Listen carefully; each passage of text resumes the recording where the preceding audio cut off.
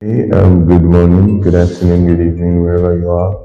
Nice to have this conversation with you again. Last week we were talking about basically what your vision is, or do you have a vision or a dream or aspiration? So you must understand that without vision, a man does not have direction. The Bible tells us that a man without vision definitely will perish. So, and I told you that thing, show me a man of vision, and I'll show you a man of discipline. Now, this morning, I'm asking on question, what are your standards? What are your standards? These are very, very important. If you would want to be the man of vision, if you want to be a man of discipline, if you want to really become that ideal man or ideal lady that you have in your mind, then you have to have standards. You have different kind of standards. You need to have standards about what you talk, what kind of words that come out from your mouth. That's why I spoke on confession and then about your thinking. You have to have a standard on how you dress. Even it's commonly said that you should dress the way you want to be addressed. So standard means a lot. Standard means a lot. What are your standards? What are your principles? What guides you? Don't just what are your ethics? Okay. What guides you? Okay. So what are the values that you have? So when you're able to define your standards, it will be basically when people think of you, they're able to see, okay, this is they can actually describe you.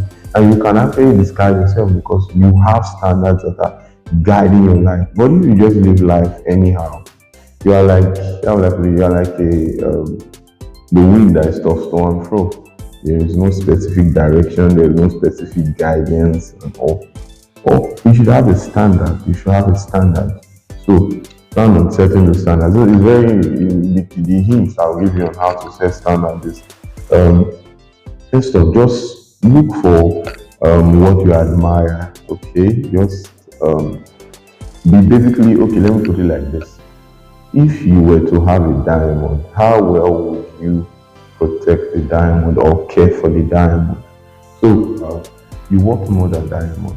So especially for no, not even especially for both the guys and the ladies. So there's a specific way you would dress.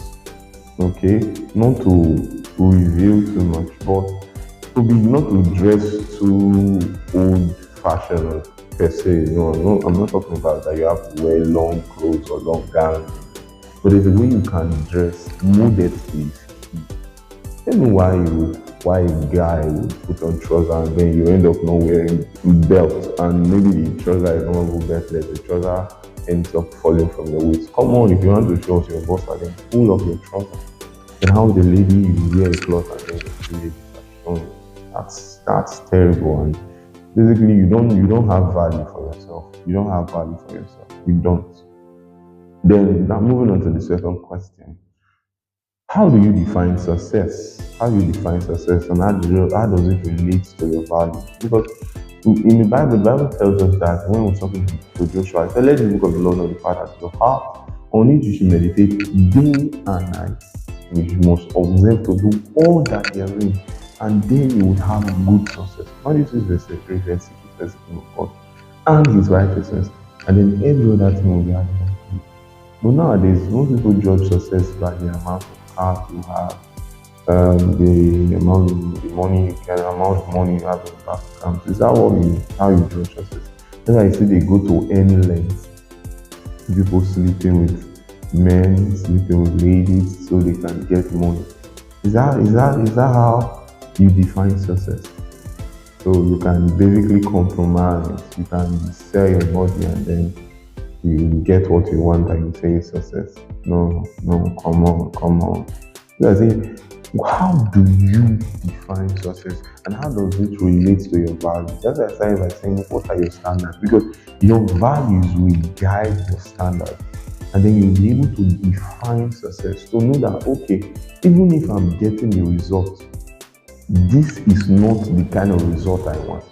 Yes, in Moses struck the rock, water came out. But that was not what God told him. God told him to speak to the rock and water will come out. But he struck the rock and water came out. So Results does not always mean that God approves of what you are doing. That's why you must be very careful of how you define success. So your values, your standards will guide you to the right success. Okay?